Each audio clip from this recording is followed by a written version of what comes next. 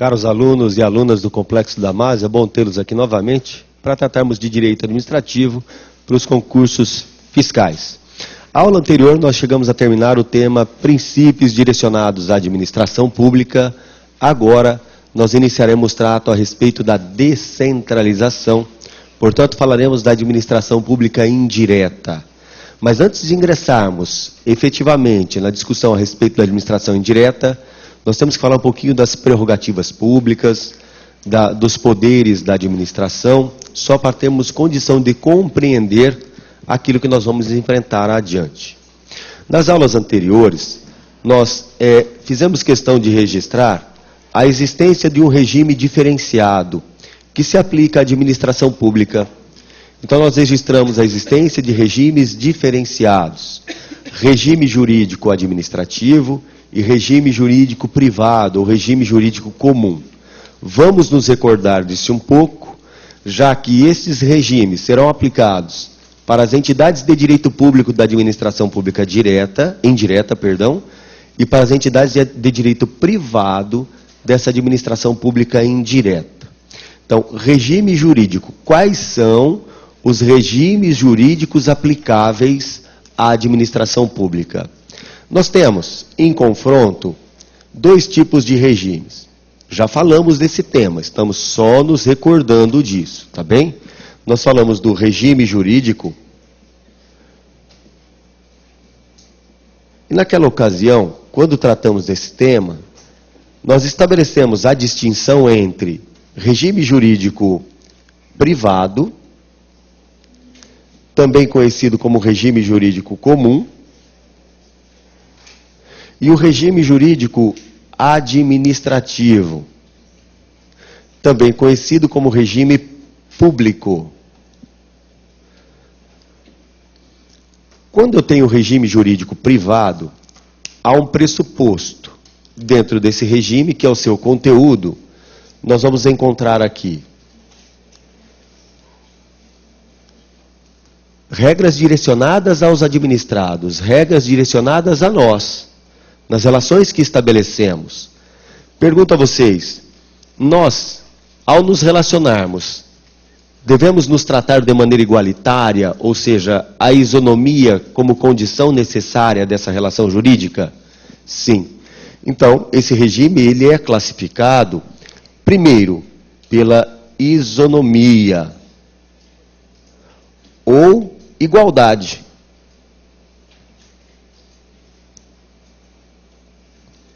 Então, ao nos relacionarmos, o tratamento entre nós será igualitário. Não há possibilidade do particular se sobrepor ao outro. Serão tratados de maneira igual. Agora eu pergunto, nós poderemos fazer tudo ou não? Poderemos, só não faremos aquilo que a lei proíbe. Então, a regra no que se refere à relação jurídica que nós estabelecemos é a regra da liberdade. Só não faremos aquilo que a lei proíbe. Então, eu posso dizer que no regime jurídico privado há a liberdade de atuação, conhecida tecnicamente como autonomia de vontades. Conhecida tecnicamente como autonomia de vontades. Então, o que eu tenho no regime jurídico privado? No regime jurídico privado, terei liberdade e isonomia. Tá bom? No regime jurídico administrativo, que é aquele que é aplicado à administração pública em regra, nós teremos prerrogativas direcionadas à administração, que são os poderes direcionados à administração, caracterizadores da supremacia da administração pública. Então, aqui eu terei os poderes,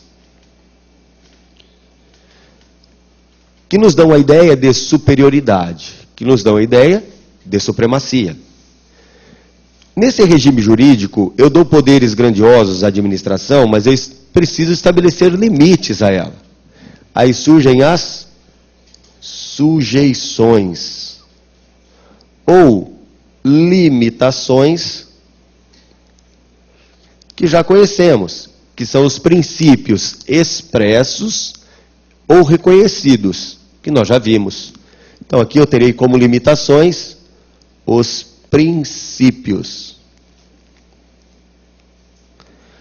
Tá. Então nós não podemos perder de mira, perder de vista esses dois regimes. A toda hora nós vamos tratar disso, a todo momento, tá? Mantenha no quadro para anotação, por favor.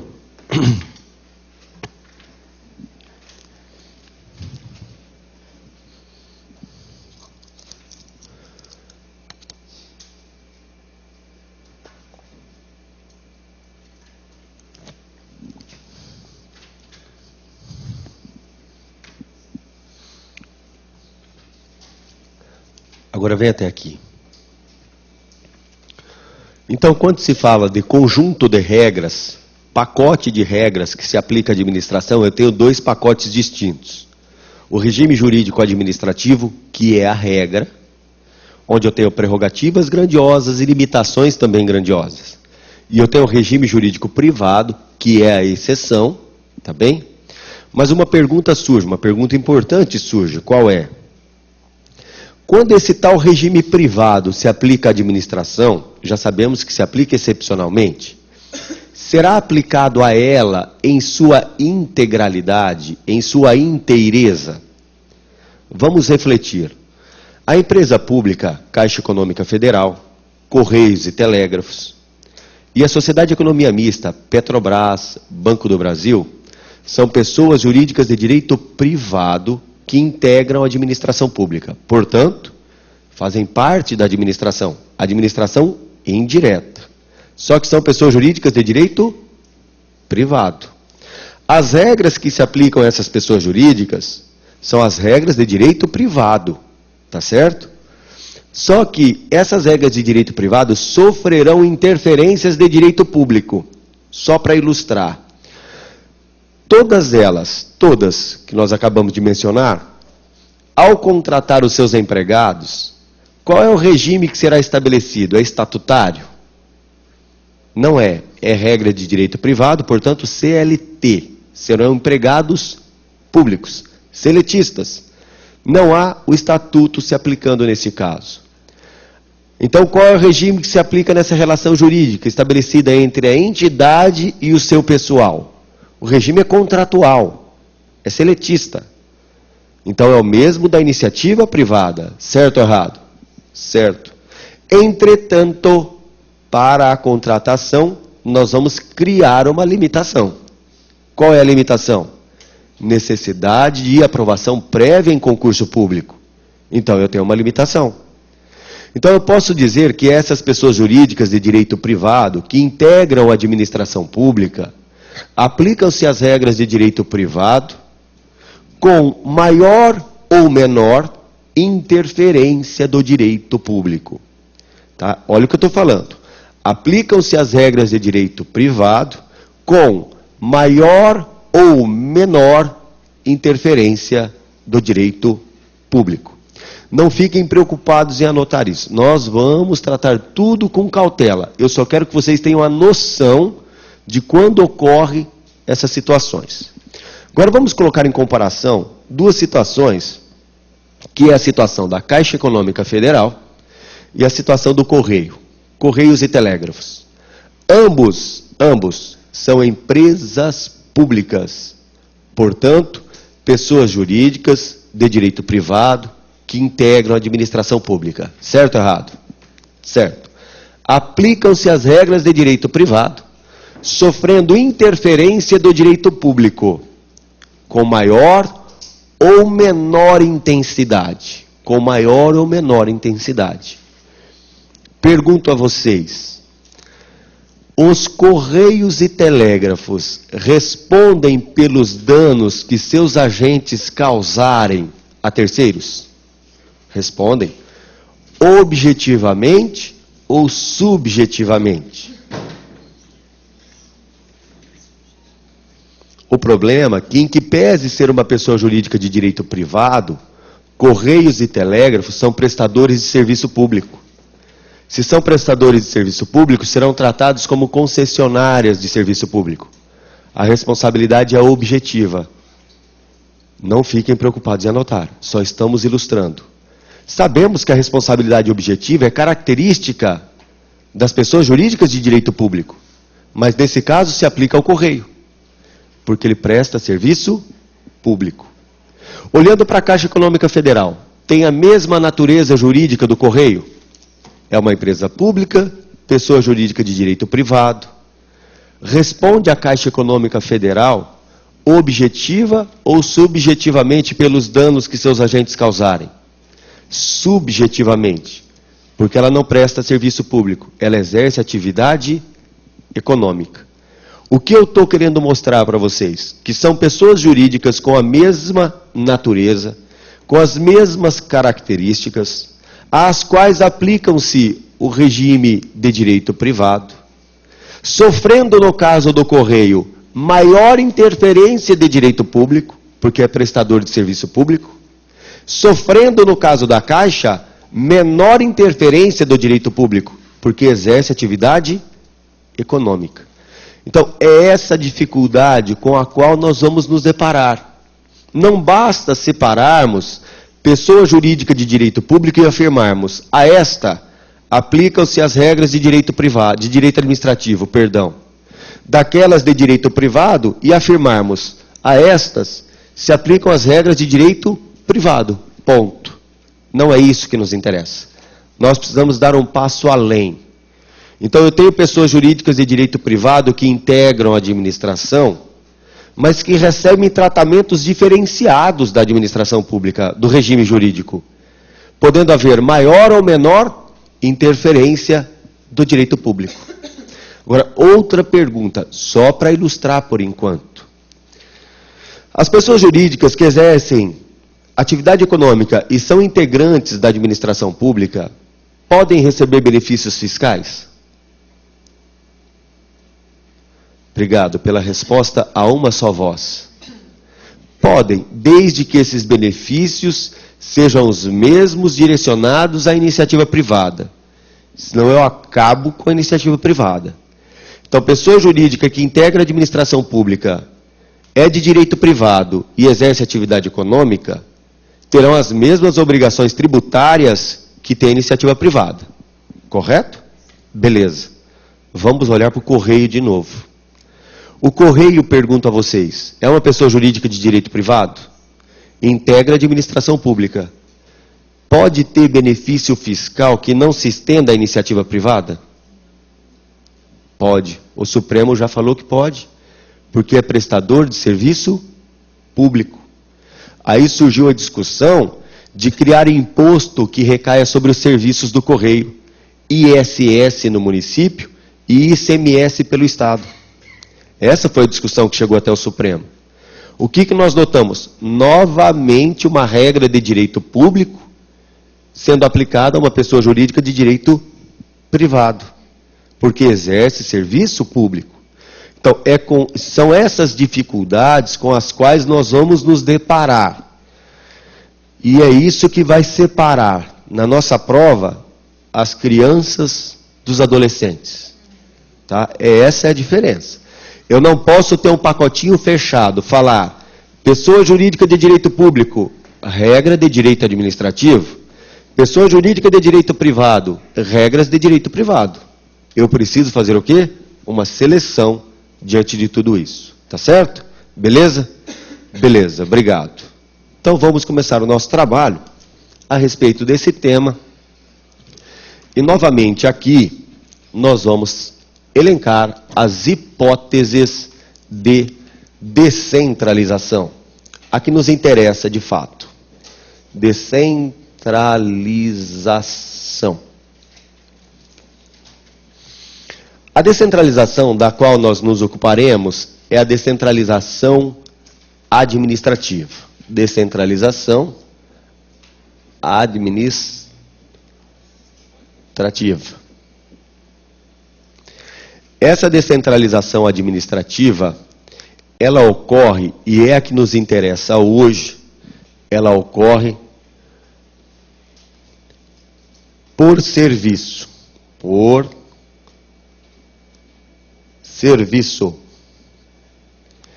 Também chamada de funcional ou técnica. Também chamada de funcional ou técnica.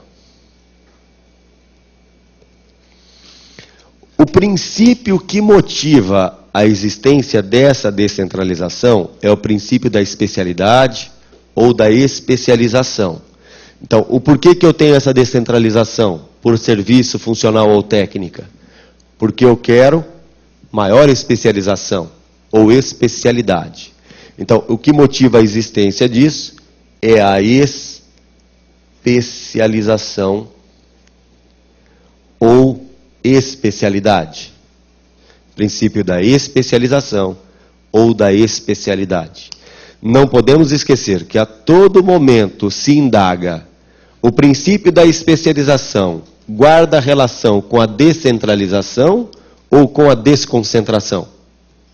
Descentralização, mais precisamente, descentralização por serviço funcional ou técnica. Tá certo? Essa descentralização por serviço funcional ou técnica, ela ocorre obrigatoriamente através de lei. Necessário lei. Essa lei ou cria ou autoriza a criação de entidades. Cria entidades. Que veremos integrantes da administração pública indireta. Integrantes da administração indireta. Teremos aqui autarquias,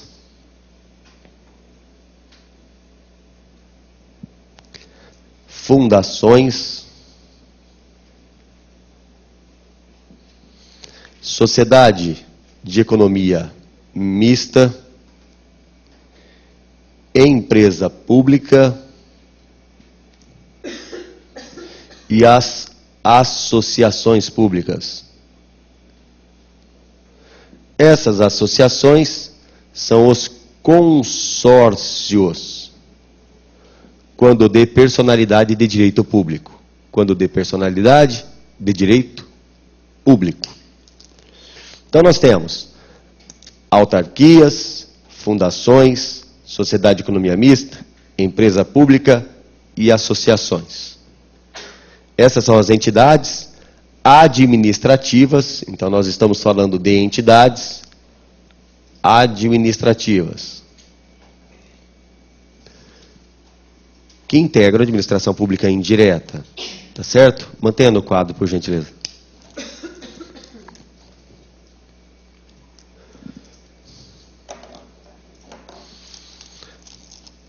Por cautela, né? Tirar latim, porque senão corta a boca.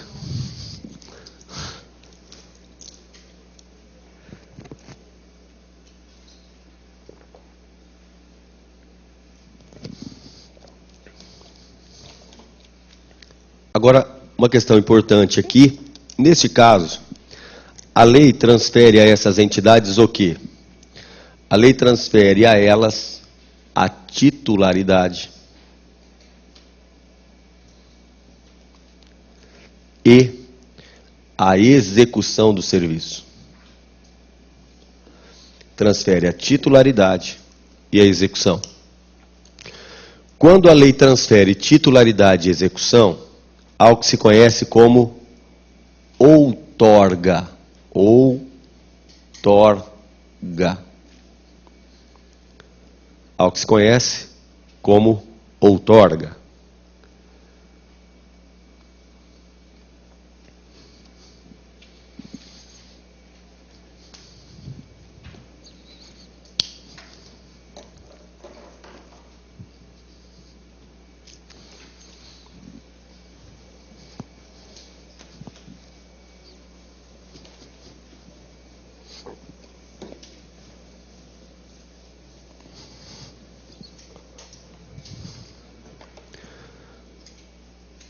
Vamos inicialmente fazer uma comparação entre cada uma das pessoas jurídicas, uma comparaçãozinha básica entre elas, distinguindo a natureza jurídica de cada uma delas. Depois nós vamos tratar de cada uma dessas pessoas jurídicas, analisando os bens delas, o patrimônio da pessoa jurídica, a responsabilidade civil de cada uma delas, o regime que é direcionado ao pessoal, tá certo? Então nós vamos tratar de tudo isso, observando cada uma dessas entidades. Iniciaremos o nosso trabalho através das autarquias, tá? Só que antes disso, vamos a uma comparação simples em relação a cada uma delas. Apesar de simples, não pode ser esquecida, a gente não pode deixar isso de lado. Então eu tenho as entidades da administração pública, as autarquias. Autarquias são pessoas jurídicas. Então posso colocar aqui que são pessoas jurídicas. Só que são pessoas jurídicas de direito público. São pessoas jurídicas de direito público. Então, autarquias, pessoas jurídicas de direito público. Agora prestem atenção. As autarquias, elas são criadas a rigor, eu estou falando da regra, para o exercício de atividade típica da administração.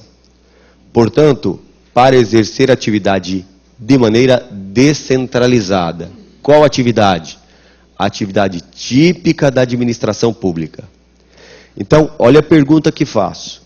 Se ela é uma pessoa jurídica de direito público, se ela é criada para o exercício de uma atividade típica da administração, posso afirmar, e isso é uma indagação, que ela terá as mesmas prerrogativas do poder público?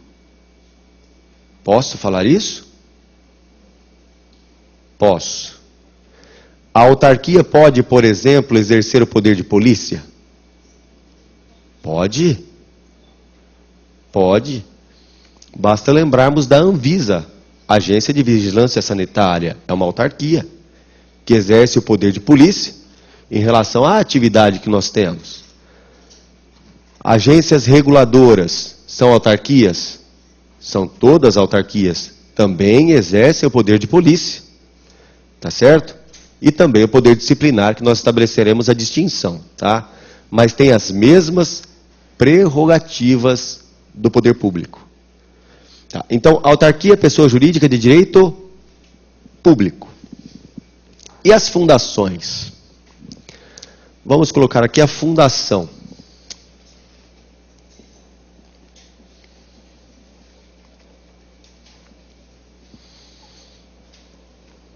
Qual é a natureza jurídica de uma fundação? A fundação, ela pode ter natureza jurídica, que pessoa jurídica pode ser uma pessoa jurídica de direito público ou uma pessoa jurídica de direito privado. Então, a fundação pode ser de direito público ou de direito privado. Só que não se esqueçam, estamos falando de qual fundação aqui? A fundação pública. Tá. Agora, o que é uma fundação pública? Vamos só analisar de maneira sintética mais uma vez. Faça uma pergunta e eu quero ver a resposta. Beleza? Beleza. A fundação pública de direito público, somente ela integra a administração pública, já que a fundação de direito privado está fora da administração? Essa é a pergunta. Ou a fundação pública pode ser de direito público e de direito privado, e ambas integram a administração? É isso? Vamos estabelecer uma distinção simples a respeito de fundação. Vou aproveitar do lado de cá, tá?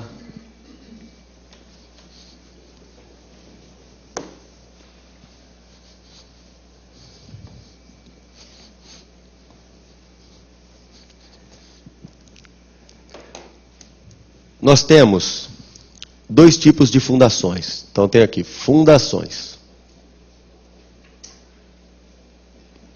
Eu tenho a fundação privada.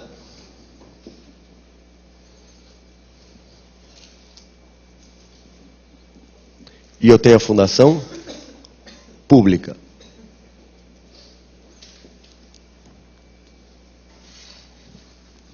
Tá. Eu não posso esquecer que a fundação é uma entidade, uma pessoa jurídica, em que o aspecto mais importante dentro dessa entidade, o que ela tem de mais importante ali dentro, é isso daqui. É patrimônio.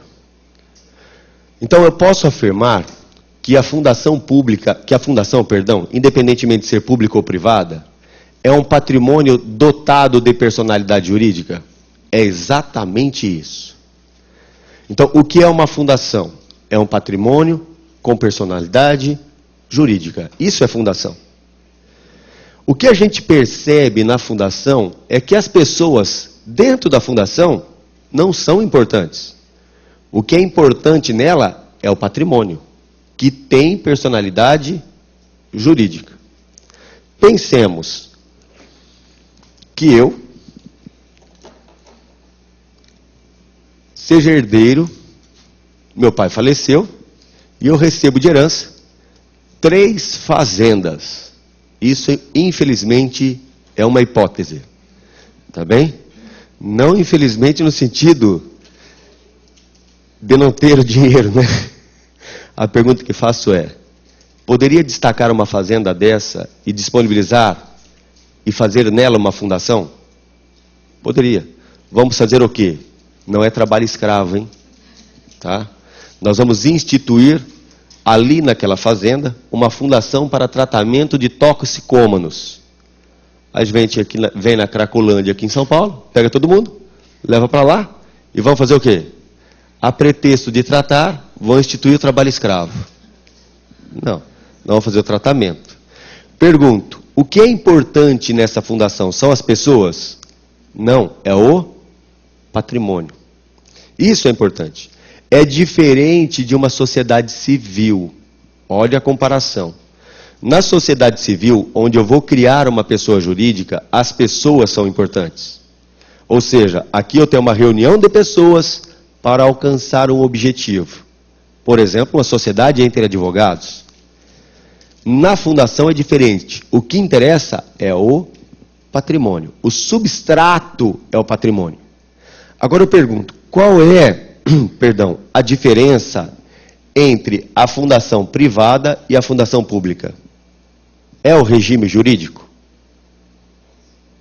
Não é. Na verdade, a fundação privada, ela é instituída com o quê? Com grana, patrimônio privado. E terá ela, é óbvio, personalidade jurídica de direito privado, sem dúvida. Tá bem? A fundação pública, ela é pública por quê? Porque o patrimônio é patrimônio público. A grana é pública. Então, eu destaco de dentro da administração direta um pacote de grana para eu fazer o quê? Para eu criar uma fundação.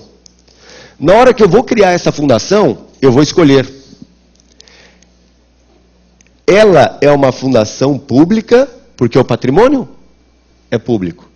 Posso dar a ela, eu estou falando posso, é o legislador, posso dar personalidade jurídica de direito público. Ou posso dar personalidade jurídica de direito privado.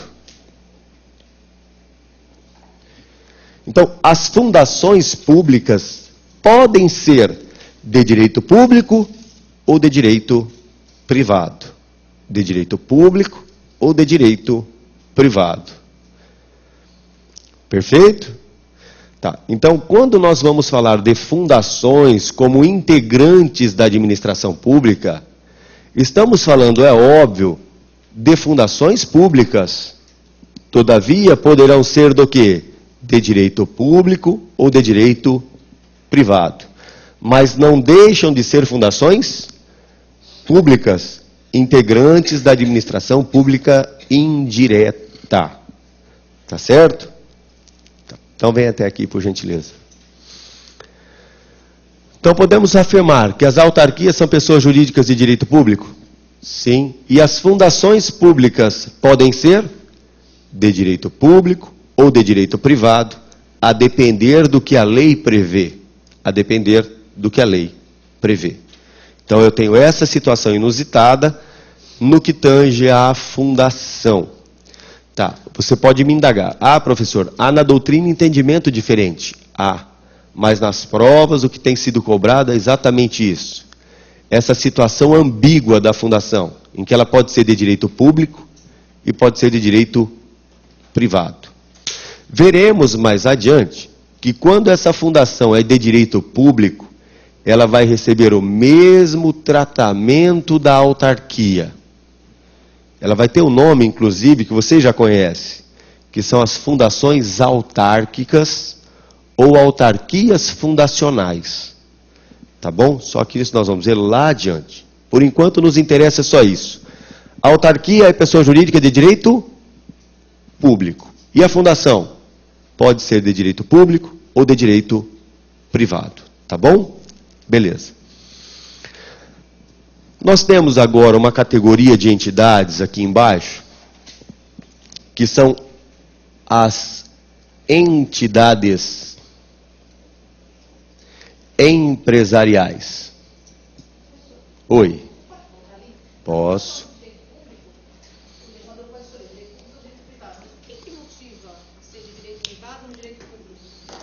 A vontade do legislador. Só isso. A pergunta da colega é: qual é o motivo pelo qual o legislador vai optar? Vem até aqui, por favor. Qual é o motivo pelo qual o legislador escolhe se a fundação é de direito público ou de direito privado? É o legislador que escolhe. Ele fala, eu quero dar a esta fundação maiores prerrogativas. Então ela vai ser de direito público, já que as regras são as mesmas das autarquias. Quero dar a ela maior agilidade, porque a administração pública é travadinha. Eu quero dar a ela maior agilidade. Então vamos dar personalidade de direito privado.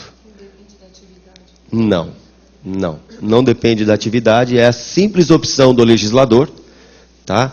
Em regra, as fundações públicas, eu estou falando em regra, senão há exceções. Em regra, as fundações públicas de direito público são universidades federais. Tá? As universidades federais que atuam no ensino, em regra, são fundações públicas de direito público. Tá. Agora, olhe uma outra, só para ilustrar. A FUNAI é uma fundação? É uma fundação pública de direito privado. Aí o legislador deu escolheu uma outra opção, que é dar a ela maior agilidade. Tá? Então, é uma simples opção do legislador frente àquilo que ele vai encontrar nas relações jurídicas. Tá certo? É só isso, tá? Aqui nós vamos ter as entidades empresariais, que vocês já conhecem, que são Sociedade de Economia Mista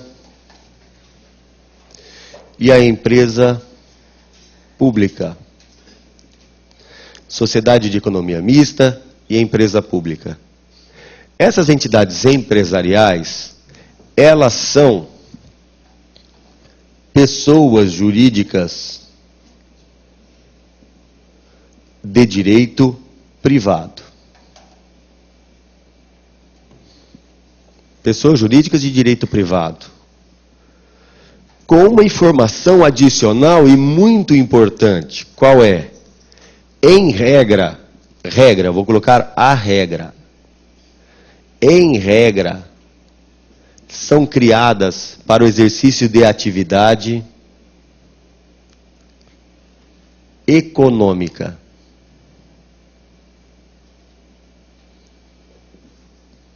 Em regra, são criadas para atividade econômica. Tá? Caixa Econômica Federal, Banco do Brasil, Petrobras. Em regra, é para atividade econômica. E quando são criadas para atividade econômica, olha o que eu vou anotar. Quando elas são criadas para atividade econômica, terão as mesmas obrigações tributárias, trabalhistas, civis e comerciais que as empresas da iniciativa privada. Então, quando criadas para atividade econômica, terão as mesmas obrigações tributárias, trabalhistas, civis e comerciais da iniciativa privada. Senão eu arrebento com a iniciativa privada, se eu der privilégio a elas. Tá bom? Tá. Levando em conta isso, agora eu só quero uma reflexão só. Nós vamos só refletir. Uma empresa pública que exerce atividade econômica tem as mesmas obrigações tributárias que a iniciativa privada? Já afirmamos que sim. Conclusão óbvia, que eu não posso dar a ela privilégio fiscal que não se estenda à iniciativa privada. Então, olha, essas pessoas empresariais, sociedade de economia mista e empresa pública, que exerçam atividade econômica, terão as mesmas obrigações tributárias que a iniciativa privada? Sim. Conclusão a que chegamos, de que não podem receber benefícios fiscais que não se estenda à iniciativa privada. Tá certo? Tá certo. Só que nós estamos falando delas exercendo atividade econômica. Agora eu pergunto, anotamos a regra, não foi isso que nós anotamos? Tá. Não é para anotar a exceção, eu só quero ilustrar. Excepcionalmente são criadas para prestação de serviço público? Excepcionalmente, sim. Caso clássico, Correios e Telégrafos. Excepcionalmente, são criados para prestação de serviço. Quando estão prestando serviço público, pergunto, poderão ter benefício fiscal que não se estenda à iniciativa privada? Poderão. Porque a proibição só se dirige se estiverem exercendo atividade econômica. Só se dirige quando estiverem exercendo atividade econômica. Então, Correios e Telégrafos poderão ter imunidade tributária recíproca, ou seja, não se admitir a criação de imposto relativamente à atividade que eles exercem? Sim, e o Supremo decidiu isso. Em que pese tratarem-se de pessoas jurídicas de direito privado, que integram a administração pública, não exercem atividade econômica típica, portanto, podem ter benefícios fiscais que não se dirijam à iniciativa privada. Então, por enquanto é só essa noção que nos interessa, só isso. Eu quero que vocês só guardem isso daqui. Vem até aqui, por favor. Por enquanto é só isso daqui. Autarquias, pessoa jurídica de direito público com as mesmas prerrogativas do Estado. Fundações, podem ser de direito público ou de direito privado, a depender da vontade do legislador. Entidades empresariais, se são entidades empresariais, são criadas para atividade econômica. Quais são elas? Sociedade de economia mista e empresa pública. Ambas possuem personalidade de direito privado.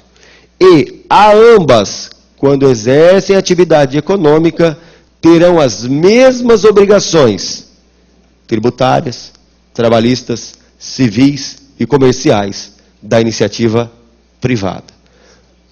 Pois não. Não é só essa a diferença, né? A pergunta da colega é: qual é a distinção entre a sociedade de economia mista e a empresa pública? A distinção é o capital integralizador, que é a diferença, é a primeira diferença. No caso da empresa pública, o capital, ele é público. Admite-se a participação da iniciativa privada, sim, todavia, se for integrante da administração pública, mas o capital é público. Na sociedade de economia mista, o capital é misto, mas não é só essa diferença, tá?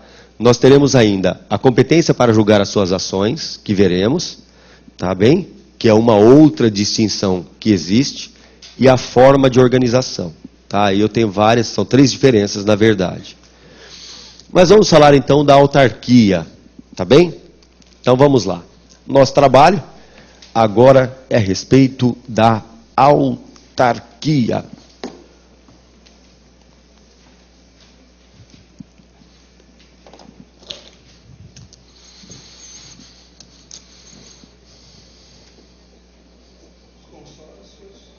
O consórcio eu não coloquei porque ele tem aspecto contratual, tá? Ele será criado, vem até aqui por favor, a pergunta do colega é: e a associação pública, professor, que você não colocou lá, tá? Que são os consórcios de direito público. Ele tem uma conotação contratual, já que ele depende da existência de contrato entre entidades pré-existentes. Então eu deixei ele de lado para a gente tratar depois. Receberão, na verdade, praticamente o mesmo tratamento direcionado à autarquia. Tanto que no Código Civil, eles são tratados como pessoas jurídicas de direito público no mesmo dispositivo que trata da autarquia. Então receberão praticamente o mesmo tratamento. Então vamos aqui, autarquias. Já sabemos que a autarquia é uma pessoa jurídica de direito público. Então, pessoa jurídica de direito público.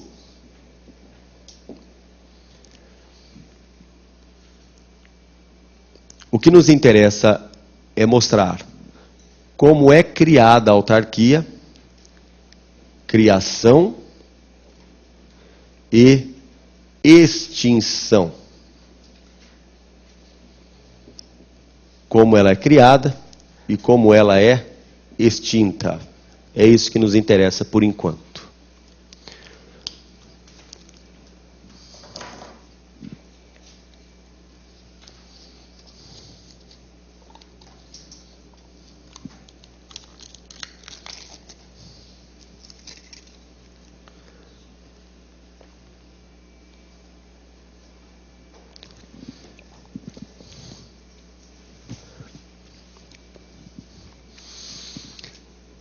Vem até aqui, por favor.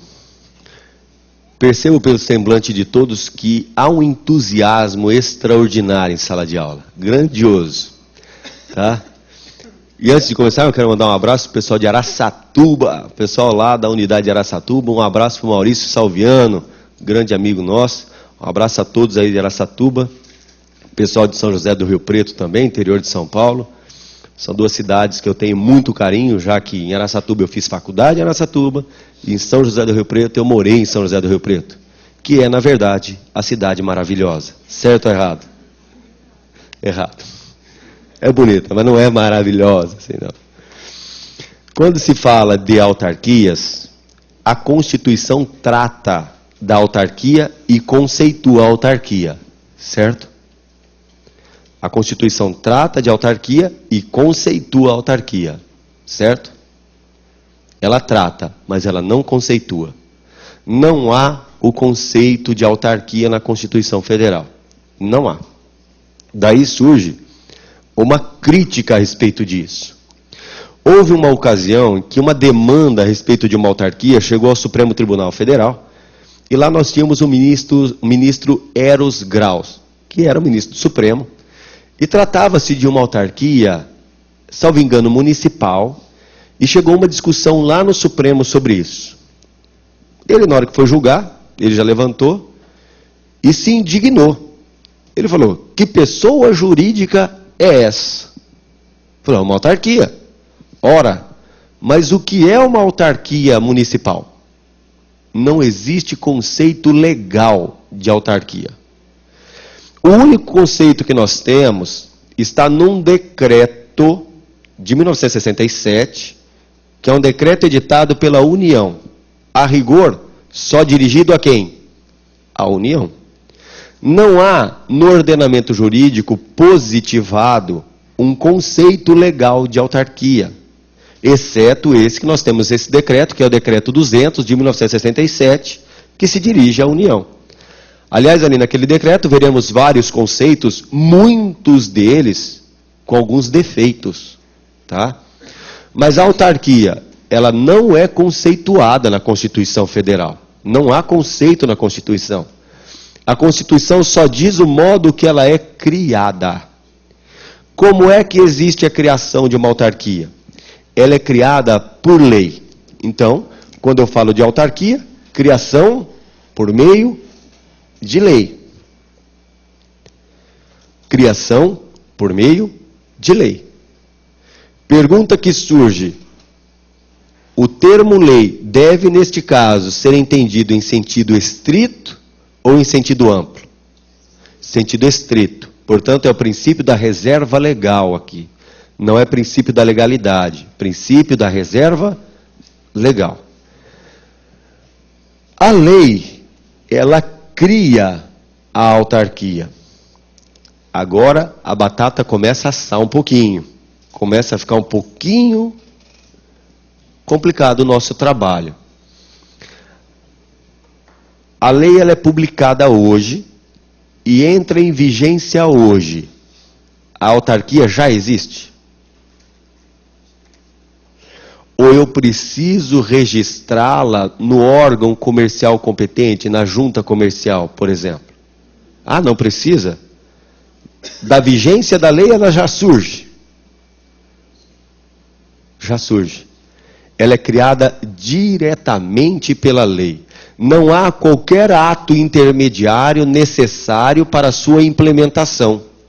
Então, a autarquia, ela é criada diretamente pela lei. Então, a lei cria diretamente a autarquia.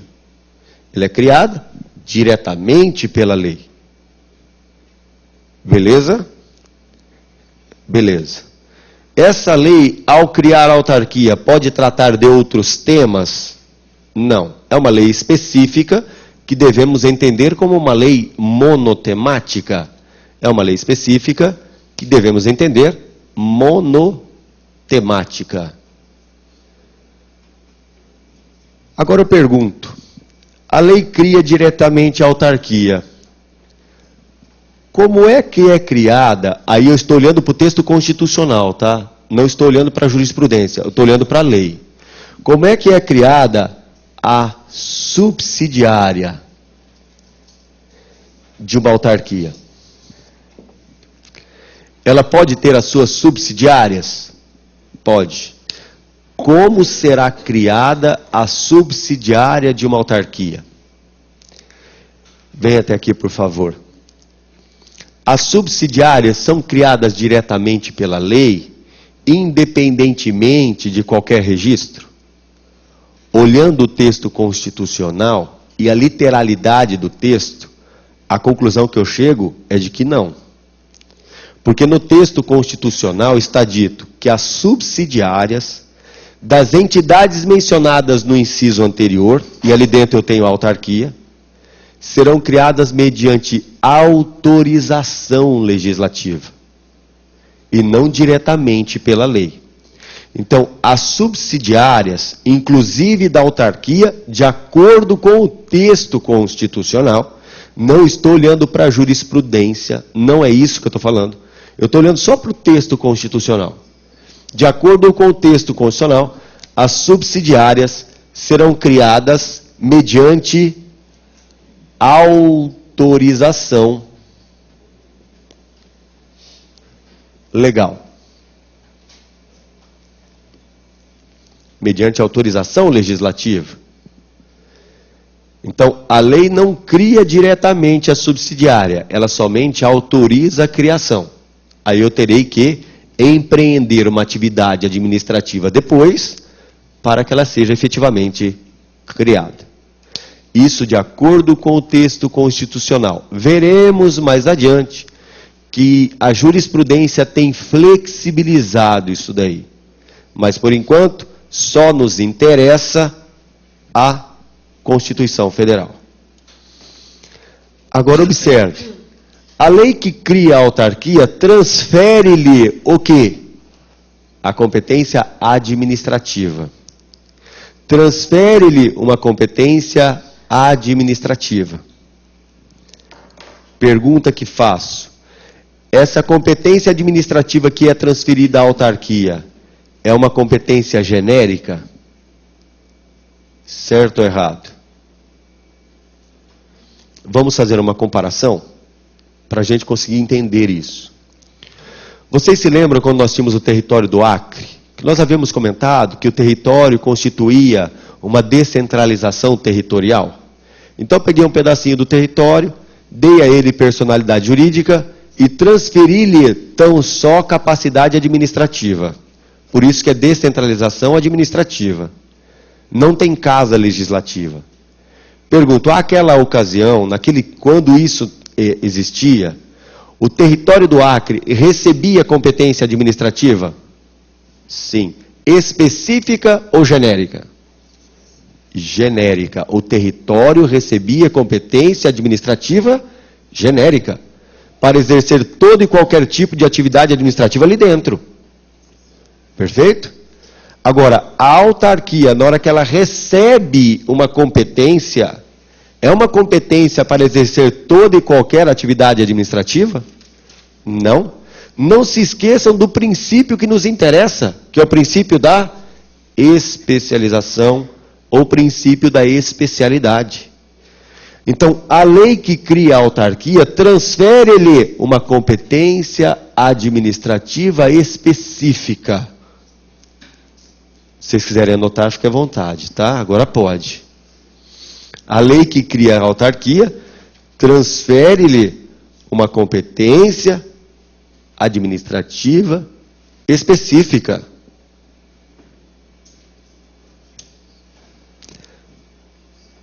Deixa eu só fazer uma pergunta para um aluno em sala, tá?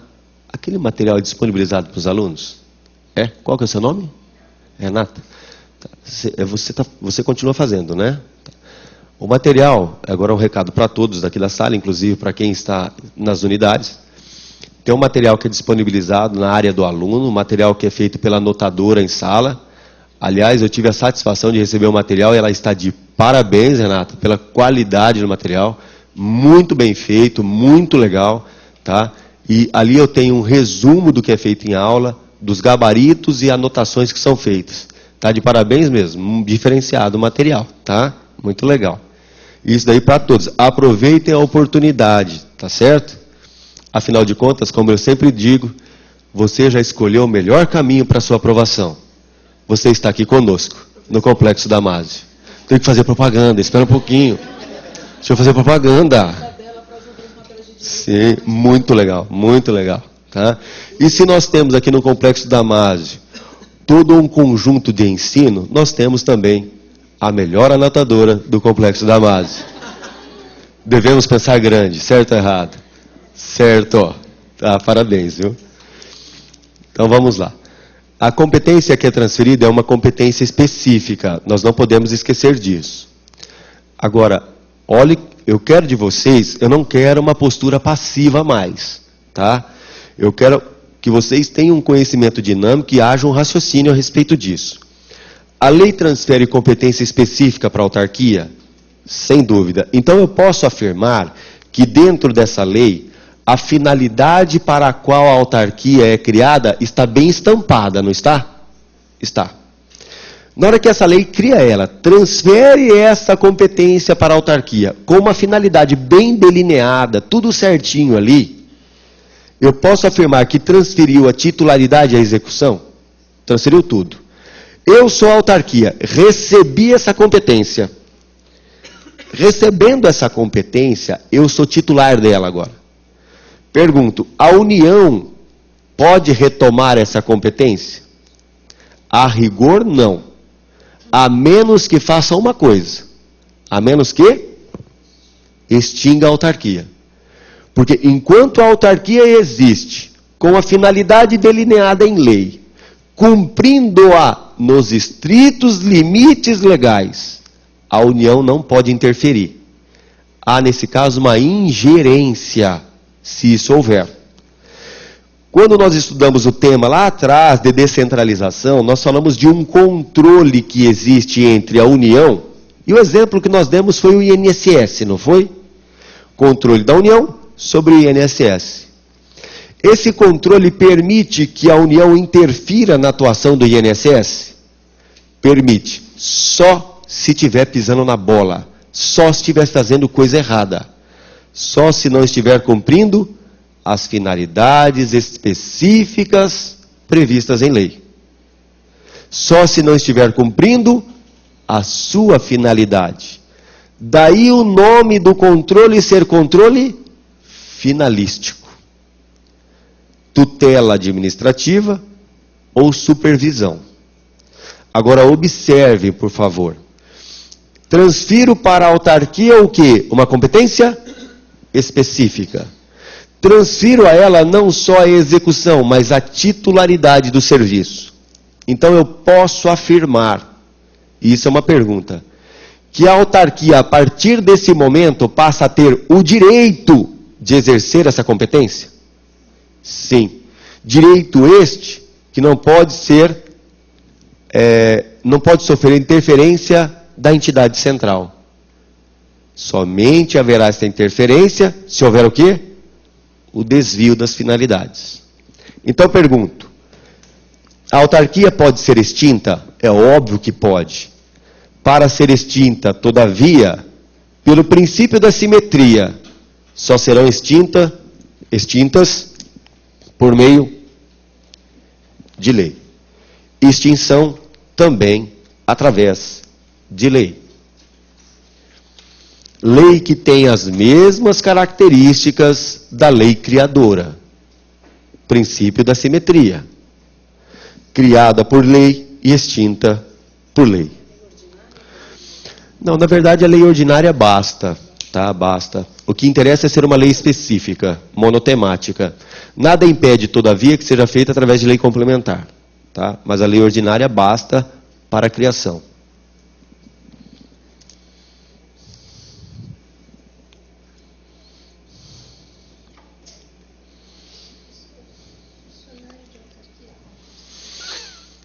Obrigatoriamente, tá? Oi? Aí tem um problema que nós precisamos analisar, tá? A pergunta da colega aqui em sala é a respeito dos servidores da autarquia, se são concursados.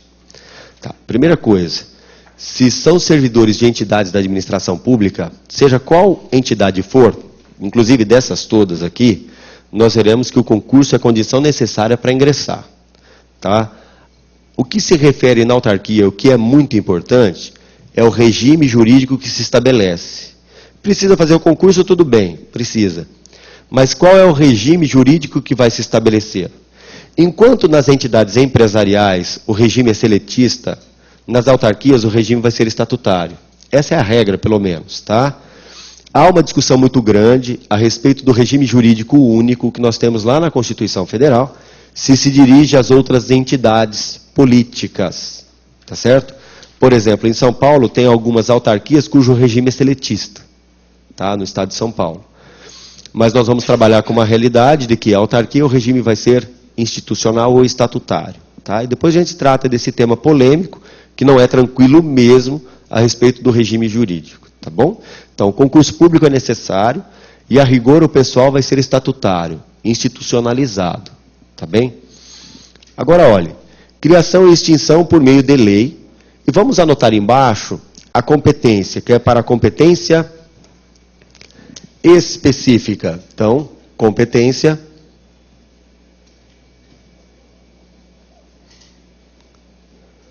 específica. Competência específica.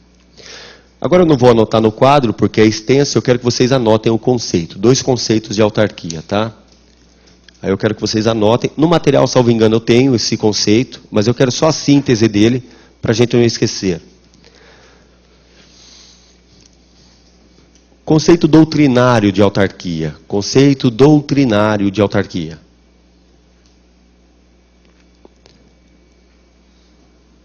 É a pessoa jurídica de direito público.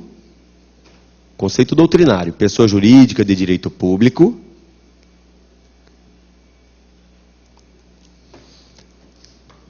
Criada por lei.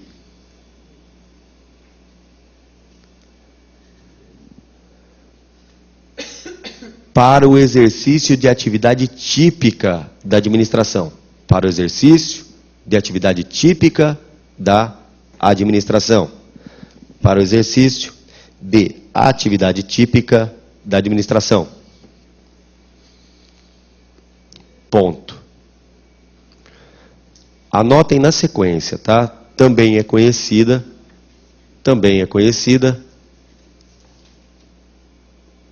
como serviço público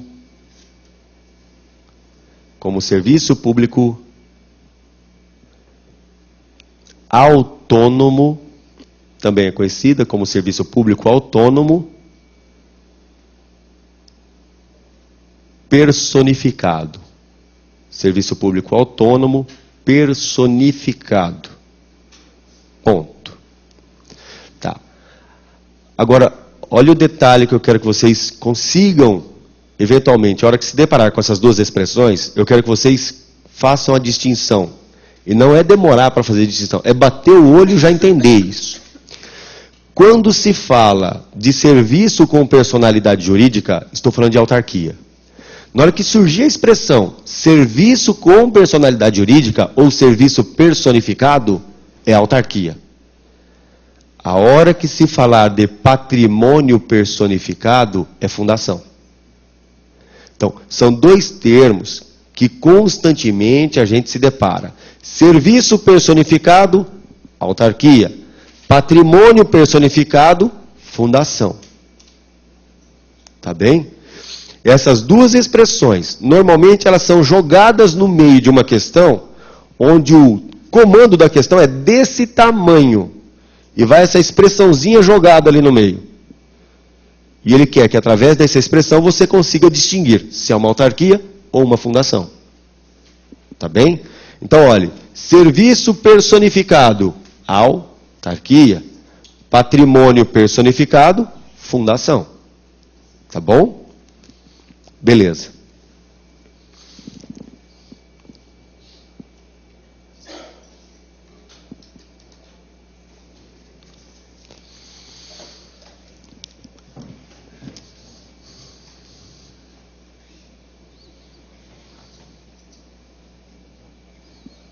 Vamos falar do controle direcionado à autarquia. Primeiro controle que nos interessa. Primeiro, o controle que é exercido pela entidade política.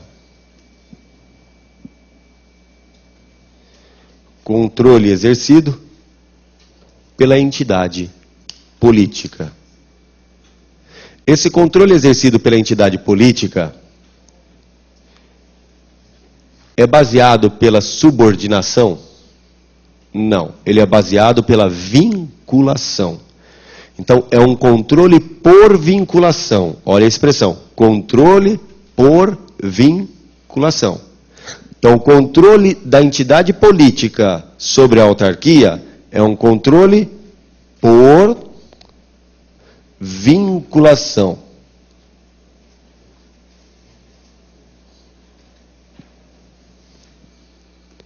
É um controle por vinculação. Não há hierarquia neste caso. Qual é o nome desse controle? Nós já sabemos. Tutela administrativa. Controle finalístico e supervisão.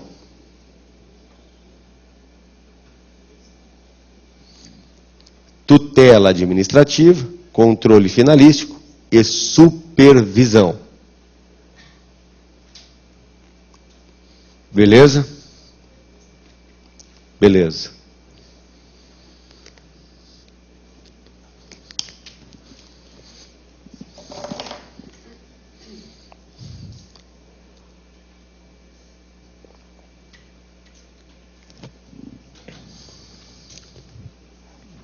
Agora vem até aqui, por favor. Em relação à autarquia, há controle por subordinação? Cuidado, cuidado. Não vão responder assim, não. Não é desse jeito. Não. Não é assim, não pode ser desse jeito. Vamos refletir, pô. Nós não fizemos ali, olha o indicativo de que tem alguma coisa. Vem até aqui. Não abriu uma chave aqui? Abre isso, é um indicativo que vai ter alguma coisa aqui embaixo. O controle da entidade política sobre a autarquia não é por subordinação, é por vinculação, beleza? Por que é por vinculação? Porque eu estou diante de uma descentralização, posição horizontal. Só que na hora que eu olho para a própria autarquia, pessoa jurídica, ela controla os seus próprios atos? Controla. E um controle eminentemente interno, eu tenho um controle caracterizado pela subordinação. Só que é um controle interno, fruto da autotutela. Então nós vamos mudar o colorido agora. Tem que tomar cuidado porque a resposta fica automática. O controle sobre os atos da autarquia é por vinculação somente? Não. O controle da entidade política sobre os atos dela, sim, por vinculação. Só que eu tenho o controle dela própria sobre os seus atos. Então ali eu tenho uma estrutura desconcentrada. Eu tenho um controle baseado na subordinação. Tá? Então, é óbvio que o controle da entidade política sobre a autarquia é um controle por vinculação. Só que eu não posso esquecer que eu tenho o controle interno. Dentro da própria pessoa jurídica. Esse controle interno dentro da própria pessoa jurídica, ele é um controle por subordinação. Por subordinação. Mantenha no quadro, por favor.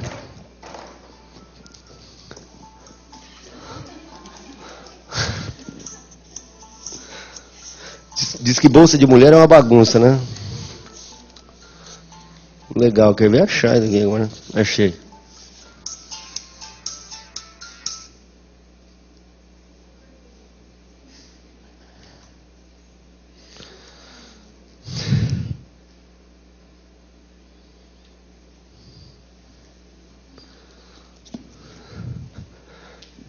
Vem até aqui, por favor. Por favor, a hora que entrar em sala de aula, desliga o telefone. Desse jeito não dá. Tô brincando, foi o meu telefone que tocou. Então vem até aqui.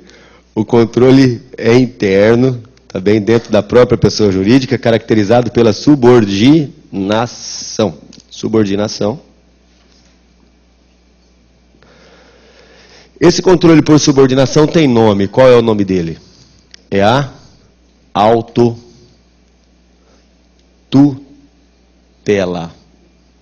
Autotutela. Tá bem? Então eu tenho o controle interno, que é a autotutela. Tá certo? Beleza. Então tem dois tipos de controle.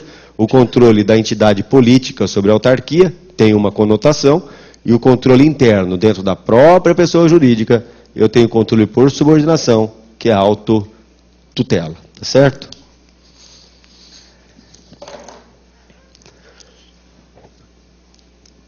Agora vem até aqui, por favor.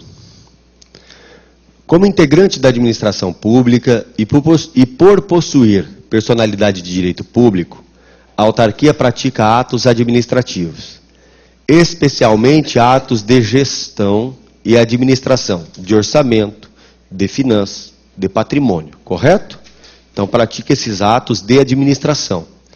A pergunta que faço é, os atos da autarquia estão sujeitos ao controle da própria administração? Sem dúvida. Controle por vinculação e controle por subordinação.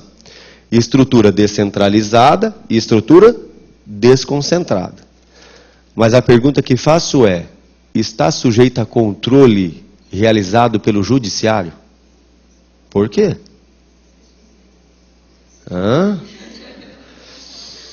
Está sujeito ao controle do judiciário? Está. Por quê? Olha, é de arrepiar, bicho. A emoção é tão grande. A gente ouve, professor, é em razão do sistema inglês. No Brasil, adota-se o sistema inglês, segundo o qual todos os atos praticados pela administração estão sujeitos ao controle do judiciário. Pelo menos é a regra. E é exatamente isso. Os atos praticados pela autarquia, por ser integrante da administração pública, também estão sujeitos ao controle do judiciário. Especialmente no que se refere à legalidade. Especialmente no que se refere à legalidade. Vamos resolver uma questão sobre o tema? Então vamos lá? Vamos ao material.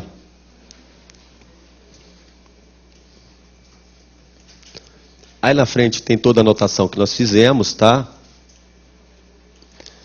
Aí são só exemplos.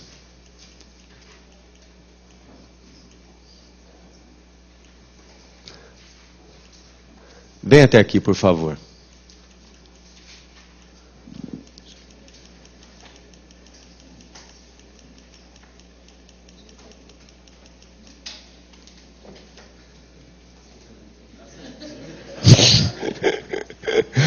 Olha o material, por gente. Não tem como errar, não sei se vocês perceberam. Não é possível errar, cara.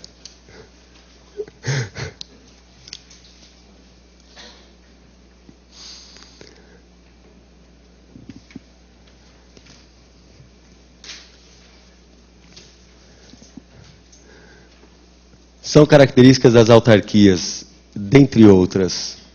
Tem personalidade de direito público, é criada por lei e está sujeita à fiscalização do Tribunal de Contas. Vem até aqui. A autarquia está sujeita ao controle do Tribunal de Contas? Está. Por ser uma entidade de administração pública que tem patrimônio público e que gere patrimônio público, ela vai estar sujeita ao Tribunal de Contas. Seja o Tribunal de Contas da União, dos Estados, do município. Então, está sujeita à fiscalização do Tribunal de Contas. Tá. A discussão que surge é a natureza desse controle. Esse controle exercido pelo Tribunal de Contas, que recai sobre a autarquia, é um controle interno ou externo? Externo, porque é um poder controlando o outro. O controle é externo. É um poder controlando o outro. Tá bem? Mas sobre esse controle nós vamos tratar mais adiante com a cautela devida. Tá bom? Então aí, sem dúvida, e como eu disse, não tinha jeito de errar. A questão está certa.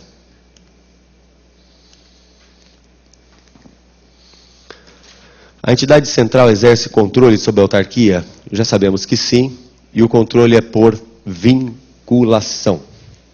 Agora vem até aqui, por favor. Vamos complicar a nossa vida.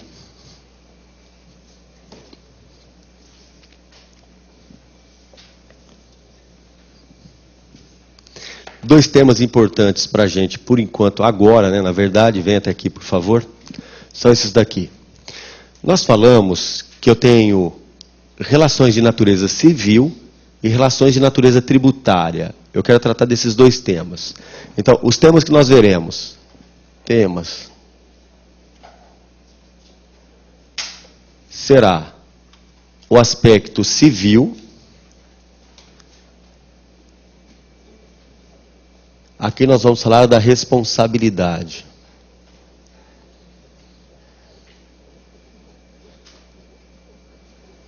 E a obrigação tributária.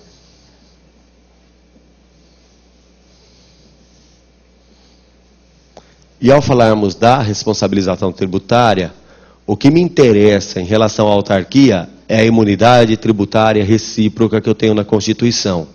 Então, o tema, no que se refere a tributos, o que vai me interessar é a imunidade recíproca.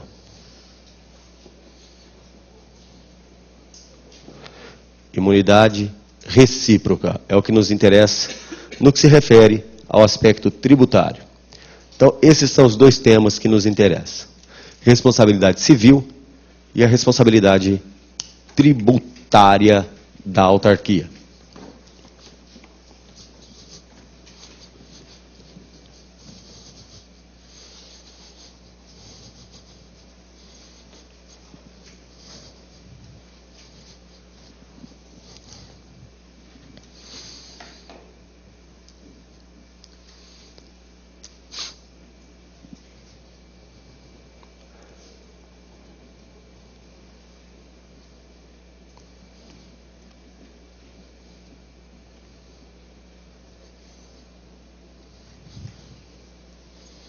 Responsabilidade civil.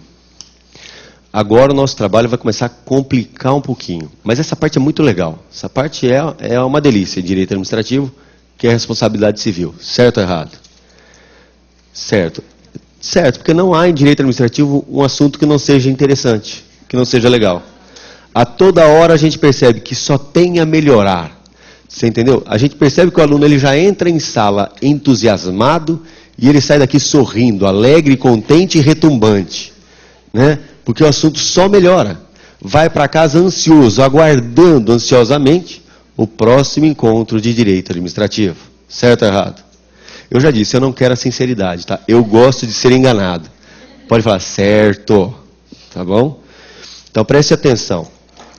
Quando se fala de responsabilidade civil, nós vamos falar de responsabilidade civil relativa a dano causado a terceiro. É isso que me interessa. Responsabilidade civil por dano causado a terceiro. Não é dano causado à própria administração, é dano causado a terceiros. Então, a responsabilidade civil que me interessa aqui é relativa a danos causados a terceiros. Tá. Vocês se lembram, quando nós falamos lá no começo do nosso trabalho, da administração pública em sentido subjetivo? Vocês lembram? A administração pública em sentido subjetivo são pessoas jurídicas, órgãos e agentes. Tá. Aqui é o primeiro passinho que nós vamos dar. É o primeiro passo. Tá? Vamos botar como pessoa jurídica uma autarquia. Órgão público, a sua superintendência. E vamos colocar o agente como analista. Tá. A pergunta que faço é a seguinte: o dano que o agente público causa a terceiro, então o agente público causou o dano a terceiro, no exercício de sua atividade, no exercício funcional, o dano que o analista causa a terceiro, no exercício funcional, foi causado por quem?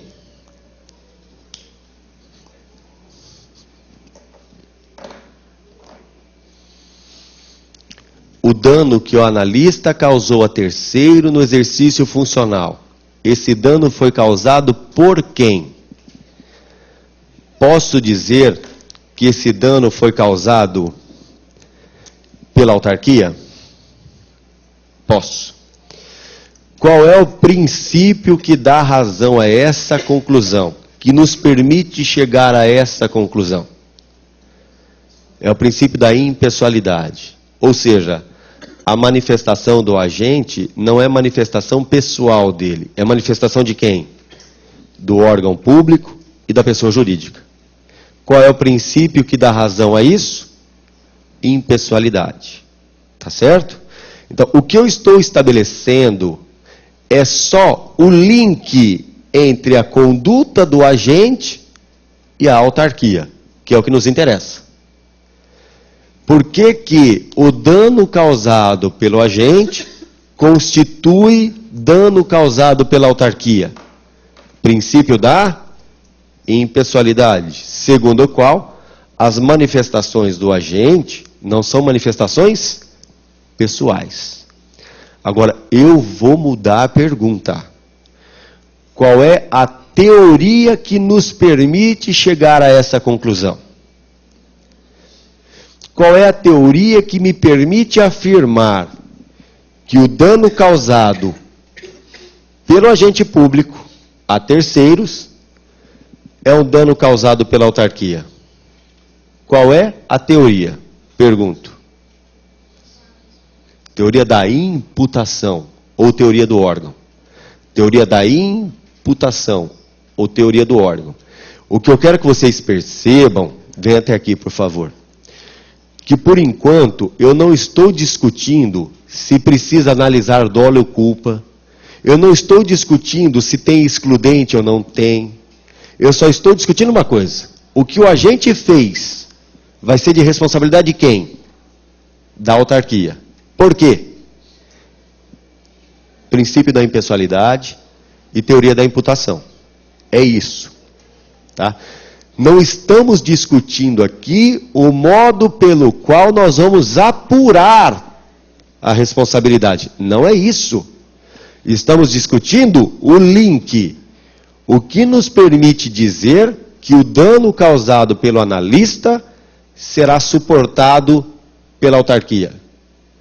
Teoria da imputação e princípio da impessoalidade. Tá bom?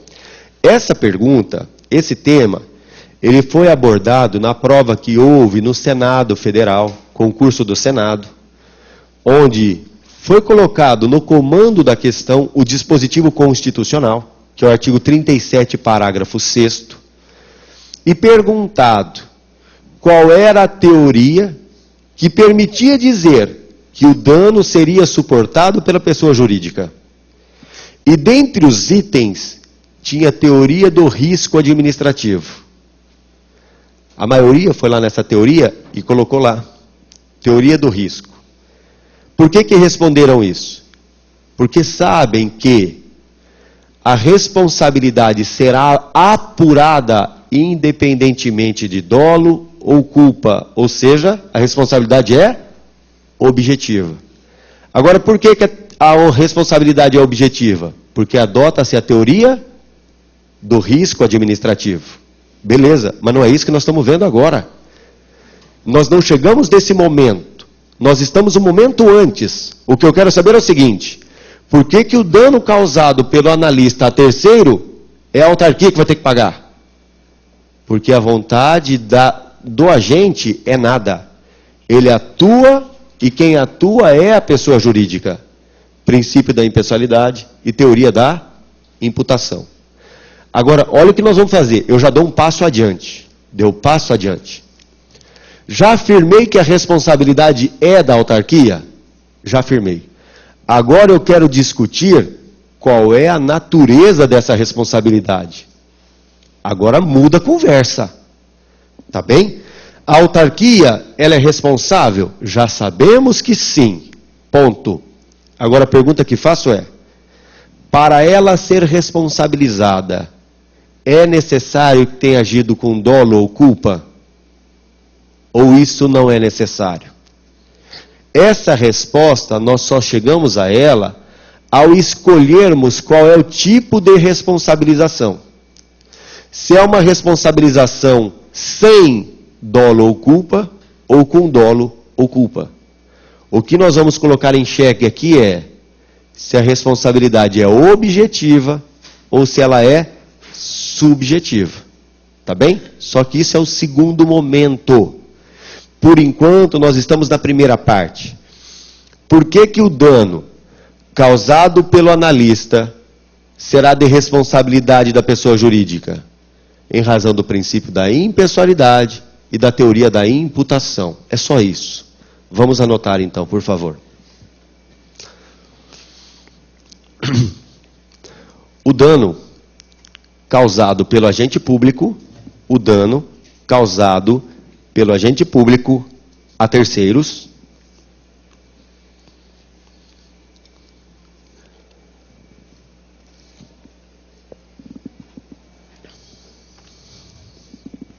deve ser entendido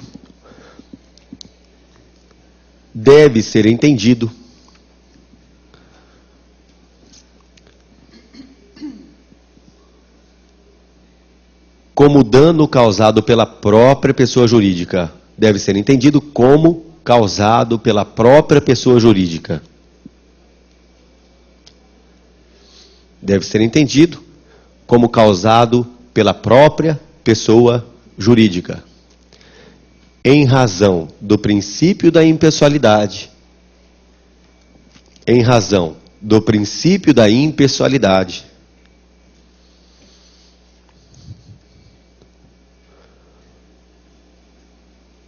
e da teoria da imputação, e da teoria da imputação. Ou teoria do órgão. Teoria da imputação ou teoria do órgão. Ponto. Então, qual é a conclusão a que chegamos? Que quem é responsável é a autarquia, certo? Beleza. Ela tem o dever de indenizar? Tem. Agora nós vamos passar para o segundo momento. Aí anote uma questão embaixo. Qual é a natureza jurídica? Qual é a natureza jurídica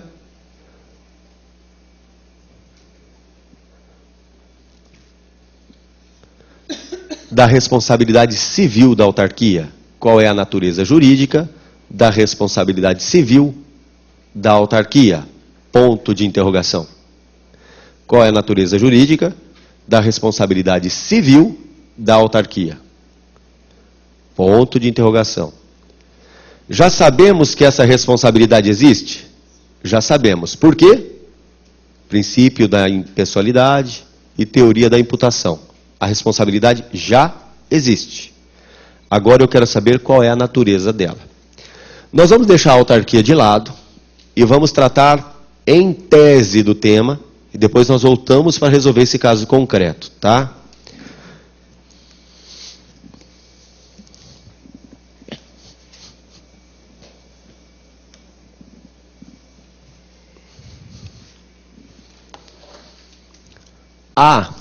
Nós estamos analisando em tese. Eu não estou me referindo à autarquia.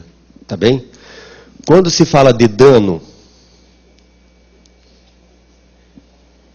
e do dever de indenizar por ele, surgem dois tipos de responsabilização que nos interessam. Dois. Surge a responsabilidade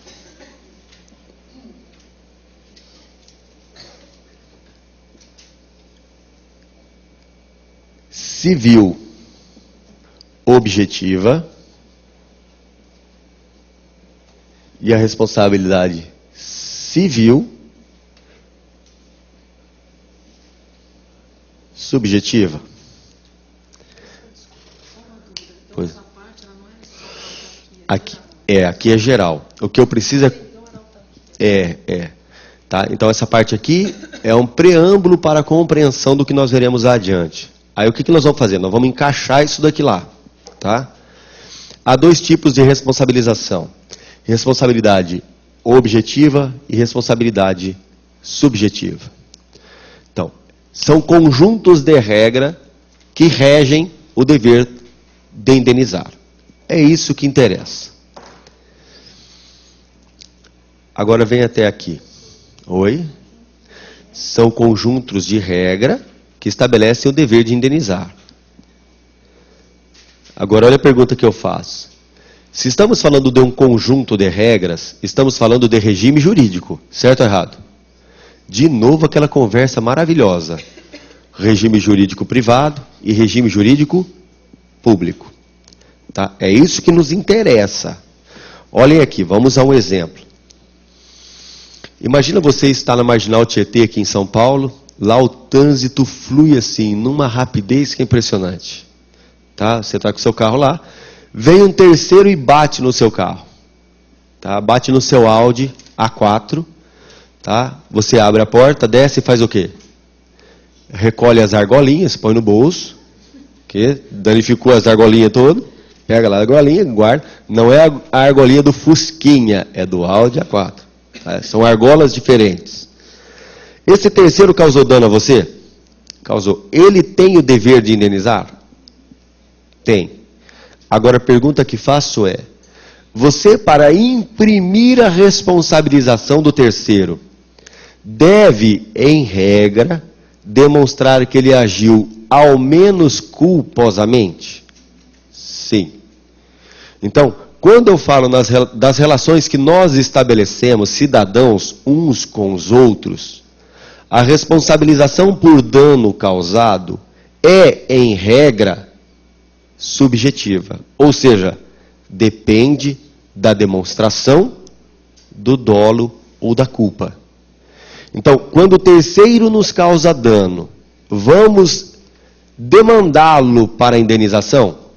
Vamos. Só que eu preciso demonstrar o quê? Que ele agiu ao menos culposamente, que ele pisou na bola. Isso é responsabilidade civil subjetiva. Essa é a regra, tá bem? É a regra. Há exceções, tá? Há exceções. Vamos só ilustrar uma exceção. Você está caminhando na calçada. Cai lá do prédio um vaso na sua cabeça. E você morre. Pergunto. O proprietário do imóvel será responsabilizado pelo dano causado? Sim.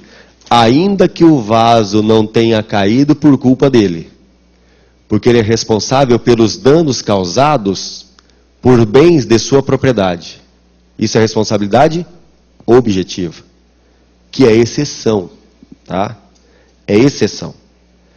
Então, por danos causados por coisas de minha propriedade, eu respondo objetivamente. Só que é exceção, tá bem? É uma situação excepcional. Aqui foi um exemplozinho horroroso, mas é bom para a gente visualizar. Então, quando se fala das relações entre particulares, a responsabilidade civil ocorre de que jeito? Ela é subjetiva. Por que ela é subjetiva? Porque é necessário discutir dolo ou culpa. Ao menos isso. Beleza? Beleza. Situação diferente ocorre na responsabilização objetiva.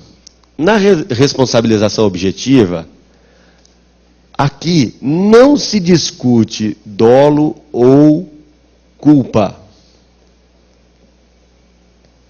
Não se discute. Basta a demonstração do dano e do nexo de causalidade. Então, basta demonstrar conduta,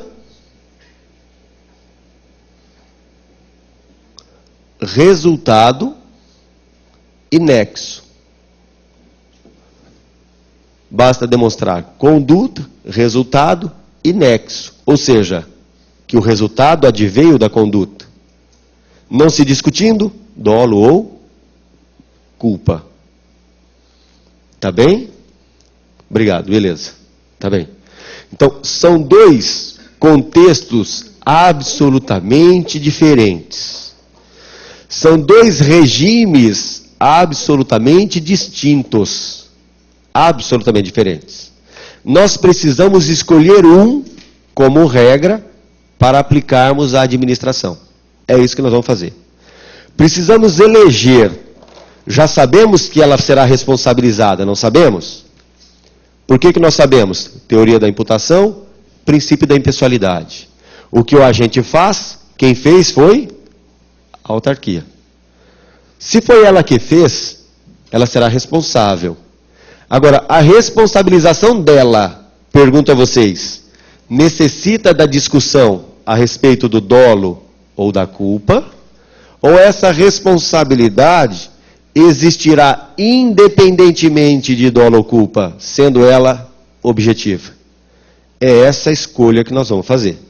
Tá bom? Tá? Só que isso nós vamos fazer depois do nosso intervalo. Um abraço.